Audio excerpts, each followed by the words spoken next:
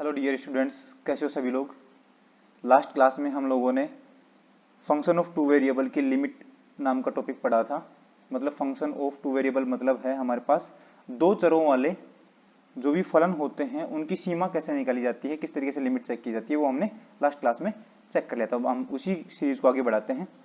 तो उससे पहले आप लोगों को वीडियो को लाइक जरूर करना है, वीडियो को शेयर जरूर करना है अपने दोस्तों के पास, और सब्सक्राइब तो जरूर करना है। बहुत सारे स्टूडेंट हैं जो वीडियो देख लेते हैं लेकिन सब्सक्राइब नहीं करते हैं, तो मेरी उनसे हम्बल रिक्वेस्ट है कि आप लोग सब्सक्राइब जरूर करें अगर आपको समझ में आती है तो वीडियो। ओके, आगे बढ़ते हैं। लास्ट क्लास में कुछ क्वेश्चंस किए थे हमने, उन्हीं क्वेश्चंस को आगे बढ़ाते हैं। हम क्वेश्चन है हमारे पास, एग्जांपल है नेक्स्ट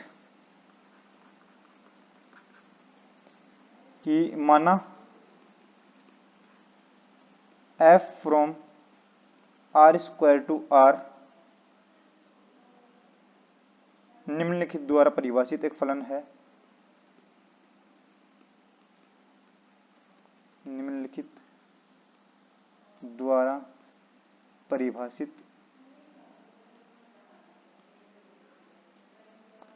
एक फलन है और फलन क्या है, f of x comma y equal to, दो पार्ट में तोड़ रखा है इसको, x into y upon x square plus y square. कब?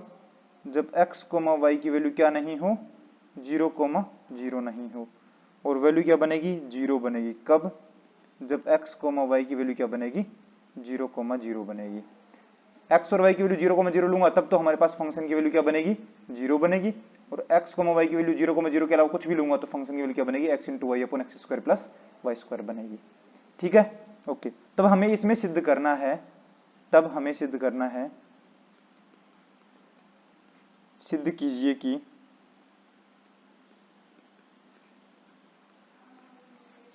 कि पुनरावर्ती सीमा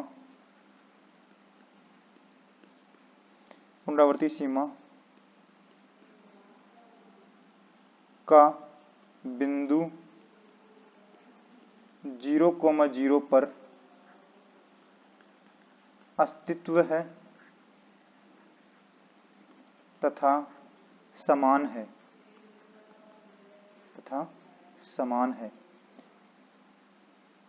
परंतु युगपत सीमा का अस्तित्व नहीं है।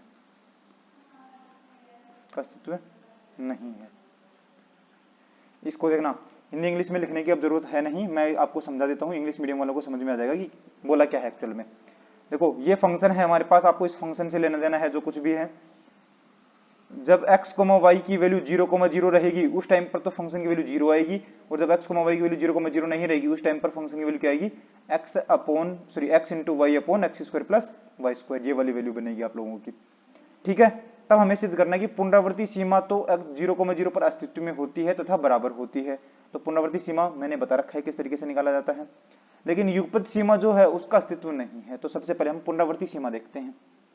ठीक है, तो सॉल्यूशन में क्या होता है, पहले पुनरावर्ती सीमा। तो सबसे पहले f ऑफ x, y क्या दे रखा है, वो दे रखा है x into y upon x square plus y square दे रखा है। जब x, y की वैल्यू 0,0 नहीं होती है, और वैल्यू 0 देगा फंक्शन कब, जब x, y की वैल्यू क्या होती है, 0,0 होती है, उस टाइम पर 0 वैल्यू देगा। ठीक है, अब हमें सबसे पहले चेक करनी है पुनरावर्ती सीमा। तो पुनरावर्ती सीमा क्या होती है बताना, पुनरावर्ती सीमा बताना क्या होती है, मैंने पहले से बता रखा है आप लोगों को। ठीक है, पुनरावर्ती सीमा क्या होती है, limit x tending to a, फिर उसके बाद limit y tending to b f of x, y, ये हमारे पास क्या होती है, पुनरावर्ती सीमा होती है। एंड इसकी वैल्यू क्या आ जाए, हमारे पास L1 आ जाए। और दूसरी इसी को कैसे डिनोट करते हैं, limit y tending to b limit x tending to a f of x, y, इसकी वैल्यू आ सकती है L2। मतलब ये L1 L2 बराबर भी आ सकते हैं और दोनों अलग अलग भी आ सकते हैं। ठीक है, अब हमें ये चेक करना है कि एक तो पुनरावर्ती सीमा ये होती है कि एक पुनरावर्ती सीमा ये होती है, इन दोनों सीमाओं की वैल्यू बराबर आनी चाहिए। इसकी वैल्यू और इसकी वैल्यू बराबर आनी चाहिए, मतलब L1 और L2 वैल्यू बराबर आनी चाहिए। ठीक है, ये हमें सिद्ध करना है और उसके बाद मैं बताऊंगा कि जो हमारे पास डायरेक्ट लिमिट रखते हैं x, y tending to 0, x, y tending to a, b, ये वाली लिमिट जब लिखता हूं उसको क्या बोलते हैं हम, युगपत सीमा बोलते हैं। ठीक है, ये अस्तित्व में नहीं होगी, ये हमें प्रूव करना है, और ये वाली अस्तित्व में होंगी और बराबर होंगी, ये वाली अस्तित्व में होंगी और बराबर होंगी। ठीक है, ओके। अब यहां पर देखते हैं, एक तो वैल्यू कौन सी निकालता हूं मैं, सबसे पहले इसमें बताना क्या करना होता है, इसमें फंक्शन जो रहेगा उस फंक्शन में पहले y टेंडिंग टू b रखूंगा, फिर उसको सोल्व करूंगा, सोल्व करने के बाद जो वैल्यू बनेगी, जो फंक्शन मिलेगा, उसमें x टेंडिंग टू a रखूंगा और उसको सोल्व करूंगा, सोल्व करने पर आपको वैल्यू क्या मिलेगी, L1 मिलेगी। दूसरी तरफ क्या करूंगा, पहले x टेंडिंग टू a रखूंगा पूरे पूरे फंक्शन में, जो वैल्यू मिलेगी उसको सोल्व करूंगा अच्छे से पहले फंक्शन को, उसके बाद फिर y टेंडिंग टू b करूंगा और सोल्व करने पर जो वैल्यू मिलेगी उसको L2 नाम बोलूंगा। तो हमें ये प्रूव करना है कि L1 और L2 दोनों ही वैल्यू मिलेंगी और बराबर मिलेंगी, ये पहले प्रूव करना है, क्योंकि पुनरावर्ती सीमा अस्तित्व में है और इक्वल है, बराबर है, ये हमें प्रूव करना है। तो सबसे पहले मैं क्या बोलूंगा, लिमिट x टेंडिंग टू 0, क्योंकि 0,0 पर जाना है, 0,0 पर चेक करना है, y tending to 0 f of x, y। अब बताना क्या वैल्यू मिलेगी, लिमिट x टेंडिंग टू 0 तो बाहर लिखा हुआ है, अंदर limit y tending to 0, function क्या है बताना, फंक्शन हमारे पास कैसा दे रखा था, देखो फंक्शन दे रखा है x, y की वैल्यू 0,0 नहीं है उस टाइम पर x into y upon x square plus y square. अब बताना यहाँ पर फंक्शन में मैं y टेंडिंग टू 0 रख रहा हूँ, y टेंडिंग टू 0 रखूंगा, इसका मतलब ये थोड़ी ना कि y की वैल्यू 0 हो गई, नहीं, y 0 की तरफ जाएगा, बाद में जाएगा, अभी 0 नहीं हुआ है, तो मैं कौन सा फंक्शन रखूंगा, ये वाला फंक्शन रखूंगा, तो वैल्यू क्या बनेगी, x into y upon x square plus y square. उसके बाद लिमिट लगानी है, लिमिट लगाने से क्या होगा कि अब ये y जो है ये 0 की तरफ जाएगा। ठीक है, ओके। अब वैल्यू क्या बनेगी हमारे पास, लिमिट x टेंडिंग टू 0, ऊपर बताना लिमिट y टेंडिंग टू 0 रखने पर वैल्यू ऊपर तो क्या बनेगा, ये तो 0 बनेगा, ये नीचे ये वाला 0 बनेगा, तो ऊपर तो टोटल 0 बनेगा, नीचे बनेगा एक्स स्क्वायर, तो वैल्यू क्या बनेगी, 0 अपॉन एक्स स्क्वायर। 0 में एक्स स्क्वायर का भाग दूंगा तो वैल्यू क्या बनेगी, 0 बनेगी, तो मैं बोलूंगा लिमिट x टेंडिंग टू 0, और अंदर वैल्यू क्या बची, सिर्फ 0। अब 0 के ऊपर लिमिट लगाने का कोई मतलब नहीं रहता नहीं है, वैल्यू क्या बनेगी, सिर्फ 0 ही बनेगी। ठीक है क्या, ओके। अब दूसरी वाली पुनरावृत्ति लिमिट निकालता हूं, दूसरी वाली पुनरावृत्ति लिमिट कौन सी थी, ये वाली, पहले x टेंडिंग टू a रखूंगा वो वाला, तो मैं बोलूंगा limit y tending to 0, limit x tending to 0 f of x, y। इसमें पहले लिमिट कौन सी लगाई थी, y टेंडिंग टू 0, यहां पर अब लिमिट कौन सी लगाई, x टेंडिंग टू 0, तो वैल्यू क्या बनेगी, देखना लिमिट y टेंडिंग टू 0, अंदर वैल्यू क्या बनेगी हमारे पास, limit x tending to 0 f of x, y की वैल्यू क्या है हमारे पास पहले से लिखी हुई है, क्या, x into y upon x square plus y square, ये वैल्यू बनेगी। तो वैल्यू क्या बनेगी, लिमिट y टेंडिंग टू 0, अंदर जैसे ही मैंने x टेंडिंग टू 0 लिखा, ये वाली वैल्यू क्या बन गई है, 0 बन गई है, तो ऊपर क्या बनेगा 0, नीचे क्या बनेगा वाई स्क्वायर। अब 0 में वाई स्क्वायर का भाग दूंगा तो वैल्यू क्या बनेगी हमारे पास, वैल्यू बनेगी लिमिट y टेंडिंग टू 0, 0 में वाई स्क्वायर का भाग देने पर वैल्यू कितनी बनेगी, 0 बनेगी। अब 0 में लिमिट लगाऊंगा y टेंडिंग टू 0, तो वैल्यू क्या बनेगी, 0 ही बनेगी। तो इसका मतलब क्या था, एक पुनरावर्ती सीमा तो क्या बनी है 0, दूसरी वाली पुनरावर्ती सीमा क्या बनी है हमारे पास 0। इसका मतलब दोनों एग्जिस्ट कर रही हैं और दोनों बराबर भी हैं, तो मैं लिखूंगा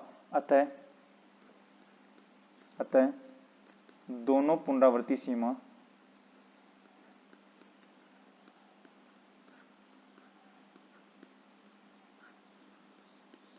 अस्तित्व में है तथा बराबर हैं या समान है। ठीक है, ओके। अब हमें क्या चेक करना है, अब हमें लिमिट चेक करनी, कौन सी वाली, युगपत सीमा चेक करनी है, तो मैं लिखूंगा कौन सी सीमा, युगपत सीमा। युगपत सीमा का मतलब क्या है, अब x और y दोनों एक साथ a, b पर जाएंगे, मतलब ये हमारे पास कोई पॉइंट है a, b। अब इस a, b पॉइंट पर आप कौन कौन से रास्ते से आ सकते हैं, आप बहुत सारे रास्ते से आ सकते हैं, इस वाले रास्ते से भी आ सकते हैं, इस वाले रास्ते से भी आ सकते हैं, इस वाले रास्ते से भी आ सकते हैं, इस वाले रास्ते से भी आ सकते हैं, बहुत सारे रास्ते हैं आपके पास आने के। तो आप किन्हीं भी दो रास्तों से आइए और बताइए कि वैल्यू बराबर नहीं आई है, वैल्यू बराबर नहीं आएगी तो मैं क्या बोलूंगा, सीमा का अस्तित्व नहीं है। ठीक है, तो मैं यहाँ पर f ऑफ x, y तो लिख लेता हूँ, क्या है हमारे पास x into y upon x square plus y square है। कब? जब एक्स कोमा वाई की वैल्यू कितनी है? नॉट इक्वल टू 0,0 है। और वैल्यू 0 है कब? जब एक्स कोमा वाई की वैल्यू कितनी है? 0,0 है। उस टाइम पर ये वैल्यू 0 मिलेगी। ठीक है, ओके। अब हम यहां से सॉल्यूशन निकालने की कोशिश करते हैं। अब हमारे पास क्या है, मैं बोलूंगा दो पथ चाहिए हमें, जिन दोनों पथ के अलोंग जाऊं तो अलग अलग वैल्यू निकले। तो मैं बोलता हूं पहले तो कौन सा, y बराबर x पथ के अनुदिश। इस वाले पथ के अनुदिश जाता हूं तो मैं लिख देता हूं along y equal to x. ये पिछली वाली वीडियो में भी इसका ये क्वेश्चन करवा रखा है मैंने यही। ठीक है, इसके अनुदिश जाऊंगा तो वैल्यू क्या मिलेगी बताना। इसके अनुदिश जाने पर हमें वैल्यू मिलेगी limit x comma y tending to 0,0 f of x comma y. Value क्या मिलेगी बताना। Limit x comma y tending to 0,0, function क्या दे रखा हमारे पास, x into y upon x square plus y square दे रखा है। इसको सोल्व करूंगा तो वैल्यू क्या मिलेगी हमारे पास। इसको सोल्व करने पर हमें वैल्यू मिलेगी लिमिट, अब बताना कौन से कर्व के लूंगा हूं, y इक्वल टू एक्स के। तो वैल्यू क्या मिलेगी, लिमिट बाद में लिखूंगा, y की जगह x लिखना है तो क्या बनेगा, ऊपर तो एक्स स्क्वायर, नीचे क्या बनेगा x square plus x square बनेगा। अब सिर्फ x बचा है तो limit x tending to 0, value क्या बनेगी लिमिट x टेंडिंग टू 0, ऊपर है एक्स स्क्वायर नीचे है 2x स्क्वायर, एक्स स्क्वायर से एक्स स्क्वायर कटा तो वैल्यू क्या बचेगी हमारे पास सिर्फ 1/2, तो वैल्यू बनेगी लिमिट x टेंडिंग टू 0 1/2। तो फाइनली लिमिट कितनी आई हमारे पास 1/2 आई है। तो y इक्वल टू एक्स पद के, y इक्वल टू एक्स के अनुदिश तो हमारे पास लिमिट कितनी आई है 1/2 आई है। अब दूसरा वाला कर्व लेता हूं मैं लिखूंगा y equal to minus x या फिर y इक्वल टू 2x लिख लो, 2x के अनुदिश। कोई भी दूसरा वाला ले लो जहां पर वैल्यू अलग आए। Along y equal to 2x, y equal to 2x curve के अलोंग लेता हूं तो वैल्यू क्या मिलेगी देखना। लिमिट निकालनी है हमें तो simple, limit x comma y tending to 0,0, function क्या लिखा हुआ है x into y upon x square plus y square. Curve कौन सा है y इक्वल टू 2x, मतलब y की जगह क्या लिखना है 2x लिखना है, तो वैल्यू क्या बनेगी लिमिट बाद में लिखूंगा, आगे क्या है x इंटू वाई की जगह 2x और नीचे x square plus 4x square.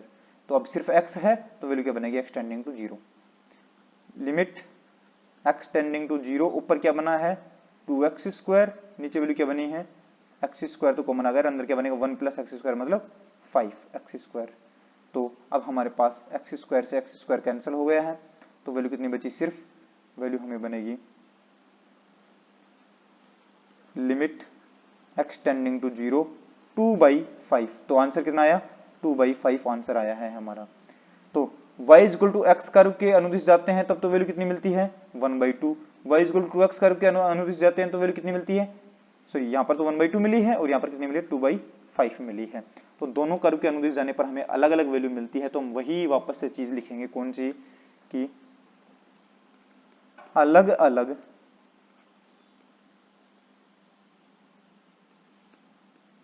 पथ से सीमा भी अलग अलग मिल रही है,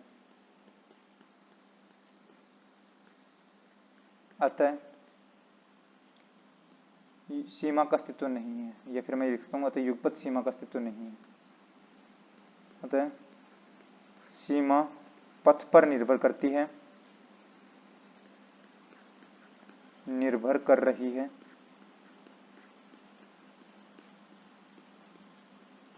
अतः युगपत सीमा का अस्तित्व नहीं है।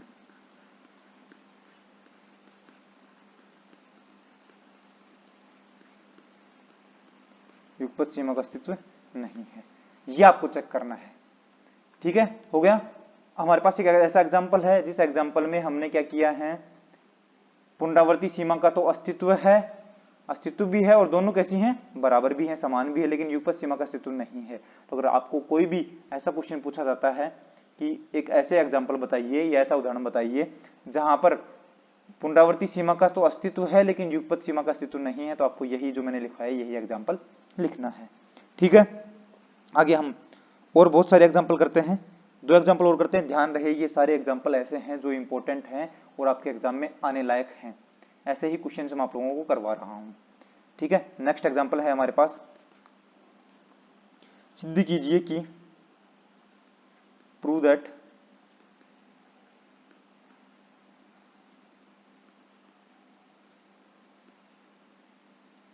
Simultaneous limit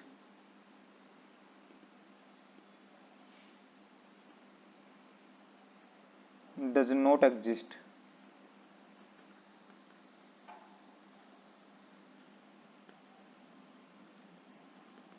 that is limit x tending to 0 y tending to 0 x into y cube upon x square plus y to the power 6 does not exist। क्या मतलब है इसका? साइमल्टेनियस लिमिट का मतलब है हमारे पास युगपत सीमा। क्वेश्चन बोल रहा है कि आपको ये प्रूव करना है कि ये जो युगपत सीमा है इसका अस्तित्व नहीं है, युगपत सीमा का अस्तित्व नहीं है। अब देखना ये युगपत सीमा ही है हमारे पास।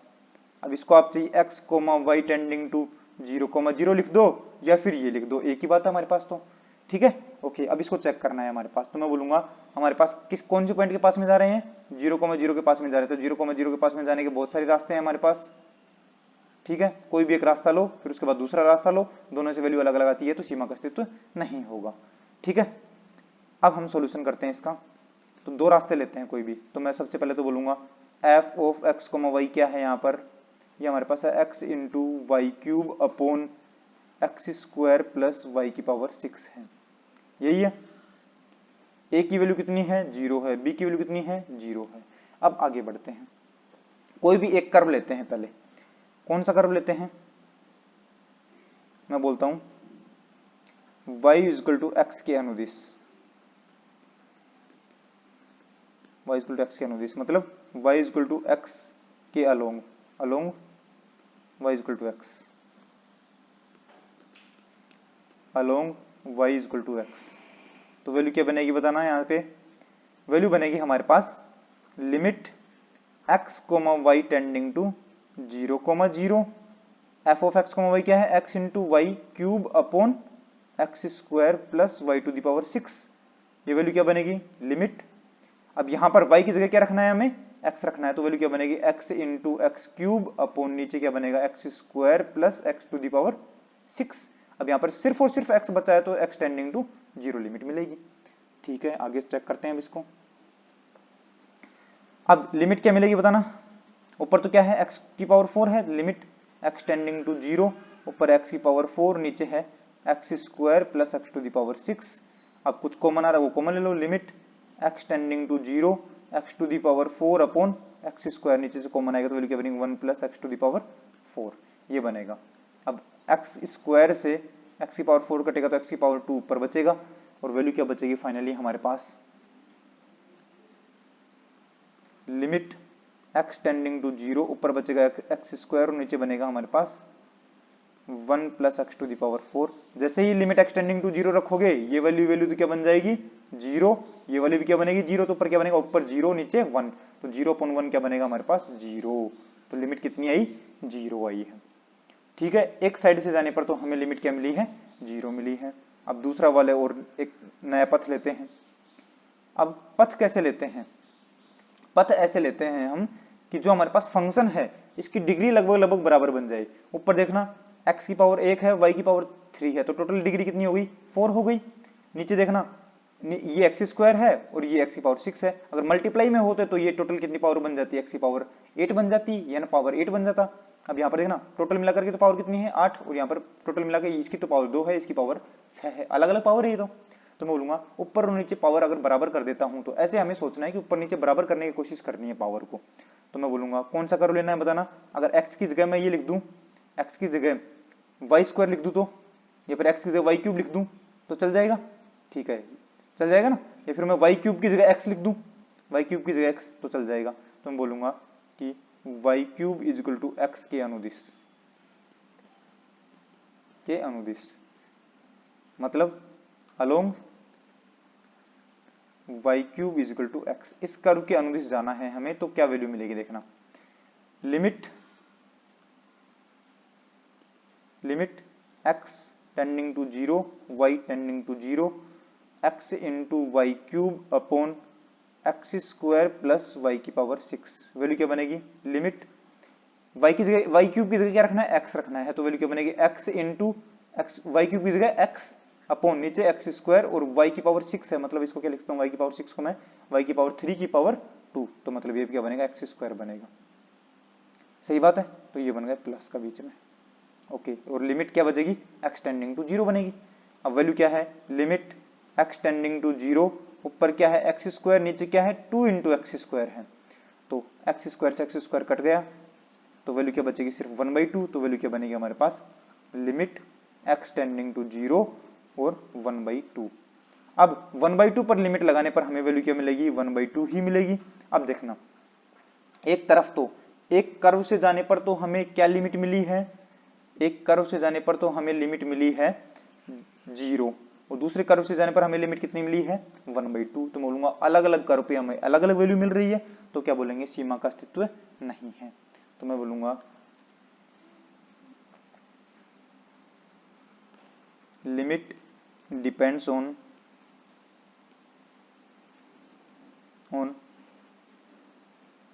Path, so limit does not exist. अगर पाथ के ऊपर डिपेंड कर रहा है, मतलब एक पाथ से जाने पर अलग लिमिट, दूसरे पाथ से जाने पर अलग लिमिट, तो कौन सी वाली लिमिट मानी जाएगी, कोई भी नहीं मानी जाएगी, तो मैं बोलूंगा लिमिट डज नॉट एग्जिस्ट। ठीक है, ये हमें प्रूव करना था कि जो सीमा है वो पथ के ऊपर निर्भर करती है, अतः सीमा का अस्तित्व नहीं है। ठीक है, समझ गए हैं। अब ऐसा ही क्वेश्चन एक और करते हैं हम। ये जो लास्ट की मैं 2 क्वेश्चन करवा रहा हूँ, ये काफी इंपॉर्टेंट है, ध्यान रखें, एग्जाम में आ सकते हैं, फुल चांसेस हैं इनके आने के। नेक्स्ट एग्जांपल देखें, f of x comma y, हमारे पास क्वेश्चन है x cube plus y cube upon x minus y. कब है ये, जब x की वैल्यू y के बराबर नहीं है। ठीक है, और जब x की वैल्यू y के बराबर है उस टाइम पर फंक्शन की वैल्यू दे रखी है 0। Then prove that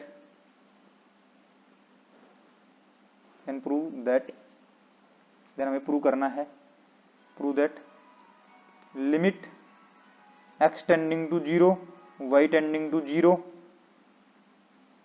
f of x comma y does not exist,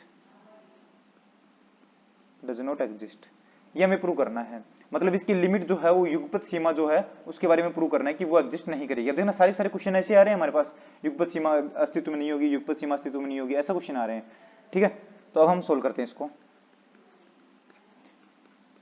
here यहां फंक्शन क्या है बताना, f of x comma y, तो क्या है बताओ, f of x comma y अभी लिखा था हमने, x cube plus y cube, x cube plus y cube upon x minus y. कब, जब x not equal to y है, और 0 वैल्यू मिलेगी कब, जब x इक्वल टू वाई है।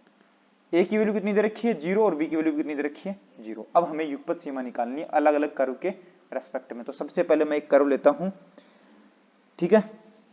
आपको ये थोड़ा ध्यान भी रखना है ना, आपके एग्जाम के लिए ध्यान रख लो कि कौन कौन से एग्जाम्पल में किस किस तरीके से हम कर्व ले रहे हैं, अलग अलग कर्व लेने हैं, 2 उनके लिए सीमा अलग अलग मिल जाए।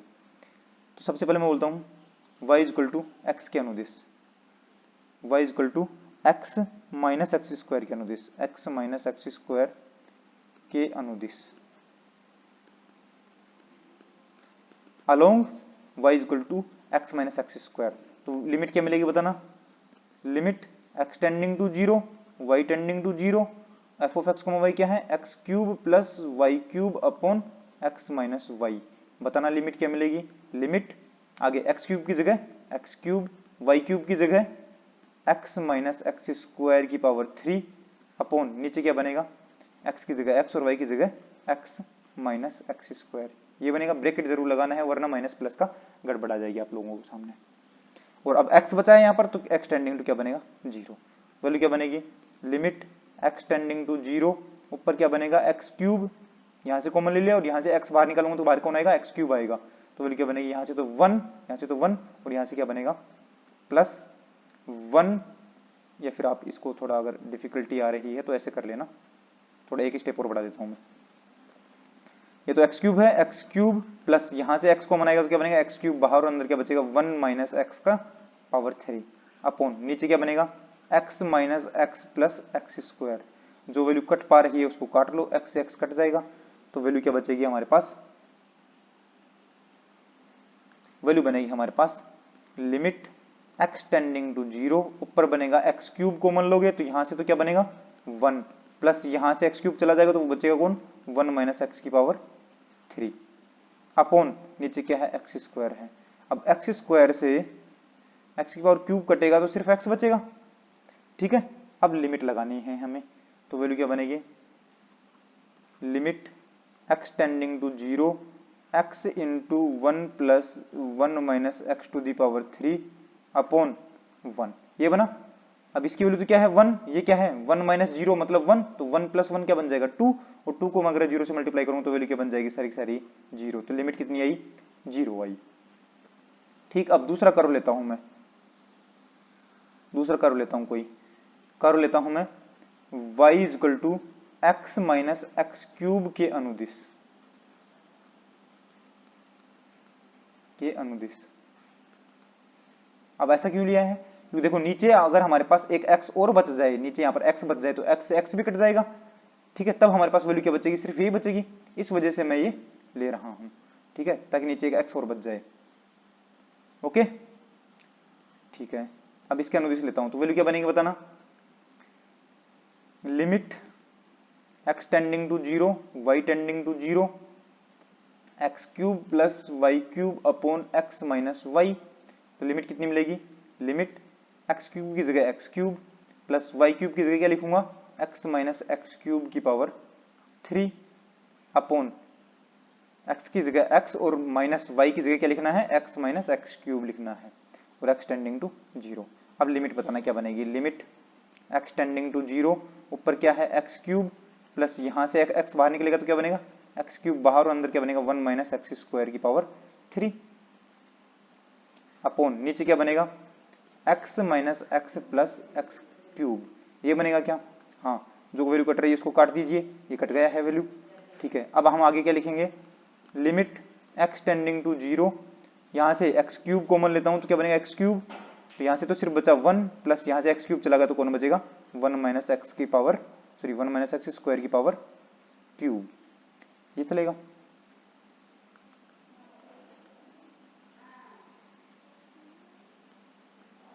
ये अपॉन नीचे क्या बनेगा एक्स क्यूब बचेगा।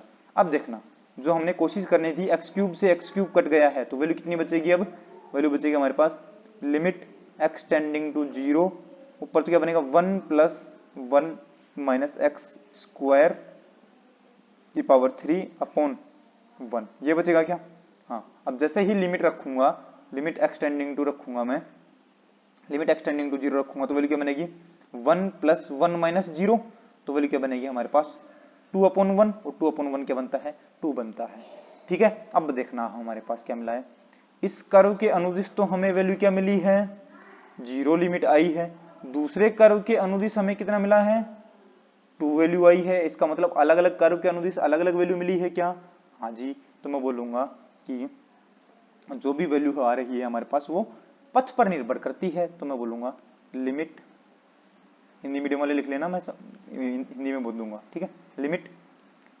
डिपेंड्स ऑन पथ, so limit does not exist, limit पथ के ऊपर निर्भर करती है अतः लिमिट एग्जिस्ट नहीं करेगी। तो हिंदी में बोल देता हूं मैं, यहां सीमा पथ पर निर्भर कर रही है अतः सीमा का अस्तित्व नहीं होगा, ठीक है। तो ये क्वेश्चंस हैं हमारे पास। जो भी स्टूडेंट देख रहा है वीडियो को वो वीडियो को लाइक जरूर करे, चैनल को सब्सक्राइब जरूर करे, और नीचे कमेंट जरूर करके बताएं, कमेंट जरूर करें नीचे आपको मतलब वीडियो समझ में आई है कि नहीं आई है, ऐसा जरूर बताएं हमें, ठीक है, ओके। और आपके जो भी दोस्त हैं उनके पास वीडियो को शेयर जरूर करें, ठीक है, okay, thank you so much. आगे आने वाली वीडियो और भी आ रही हैं धीरे धीरे, ठीक है, टेंशन मत लीजिए, आराम से पढ़ते रहिए, okay, goodbye, take care.